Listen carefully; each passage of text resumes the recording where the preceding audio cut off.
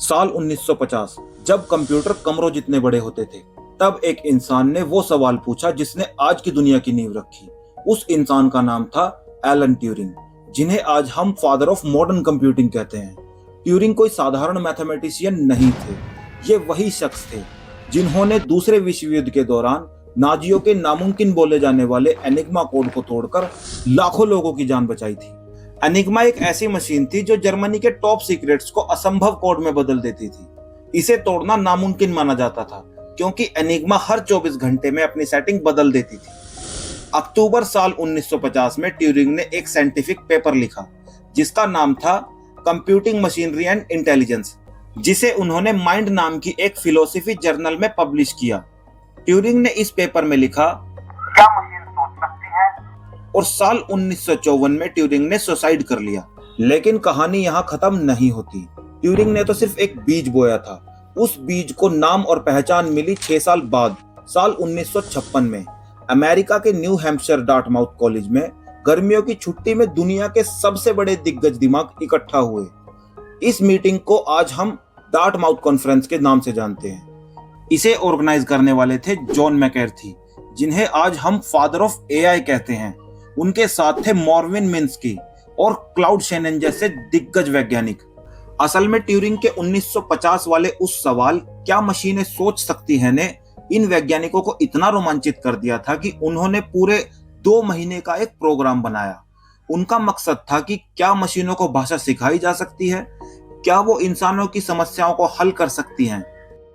इसी Dartmouth conference के proposal में पहली बार दुनिया के सामने एक नया शब्द आया, आर्टिफिशियल इंटेलिजेंस। और साल 1960 में डार्टमाउथ कॉन्फ्रेंस के बाद दुनिया भर के वैज्ञानिकों में एक होड़ मच गई। इस दशक में वैज्ञानिकों ने कंप्यूटर को मशीन से समस्या सुलझाने वाला दिमाग बनाने की कोशिश की और साल 1966 में वैज्ञानिकों के हाथ एक बड़ी उपलब्धि लगी, एलिजा चैटबॉट। यह जोसेफ वाइजनबाम द्वारा बनाया गया दुनिया का पहला चैटबॉट था। पर एलिजा चैटबॉट समझता कुछ नहीं था। वो सिर्फ आपके शब्दों को वापस सवाल बनाकर पूछ लेता था। लेकिन दोस्तों, जैसे ही साल 1970 का दशक शुरू हुआ, सामना हुआ एआई विंटर से।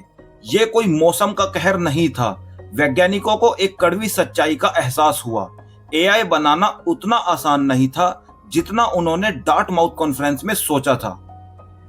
कंप्यूटर कमजोर थे, डेटा को स्टोर करने की जगह इतनी कम थी कि मशीनें कुछ भी नया याद नहीं रख पाती थी। एआई बनाना उम्मीद से ज्यादा मुश्किल था। फंडिंग कम हो गई, एआई रिसर्च लगभग रुक गई। इस दौर को कहा गया एआई विंटर। लेकिन साल 1980 के दशक में एआई ने फिर शानदार वापसी की, लेकिन इस बार तरीका थोड़ा अलग था। वैज्ञानिकों ने हार मान ली थी कि वो इंसान जैसा दिमाग बना पाएंगे। इसकी जगह उन्होंने एक्सपर्ट सिस्टम बनाना शुरू किया। ये एक्सपर्ट सिस्टम बस एक ही काम में माहिर हो सकते थे, जैसे कि मशीन की खराबी पहचानने में एक्सपर्ट होना। और फिर आया वो पल जब 1997 में आईबीएम के डीप ब्लू सुपर कंप्यूटर ने शतरंज के बेताज बादशाह गैरी कैस्परोव को हराकर दुनिया को सन्न कर दिया। ये सुपर कंप्यूटर आईबीएम ने शतरंज खेलने के लिए ही बनाए थे। ये इतिहास का वो पल था जब पहली बार एक मशीन ने इंसानी बुद्धिमानी के सबसे ऊंचे टीले को ढहा दिया। साल 2000 से 2010 के बीच इंटरनेट के विस्फोट ने एआई को करोड़ों उदाहरणों से खुद सीखने की ताकत दी, जिसे हमने मशीन लर्निंग कहा। इसी दशक में गूगल सर्च और वॉइस रिकॉग्निशन जैसे टूल के जरिए एआई ने बिना शोर मचाए हमारी डिजिटल जिंदगी पर कब्जा करना शुरू कर दिया।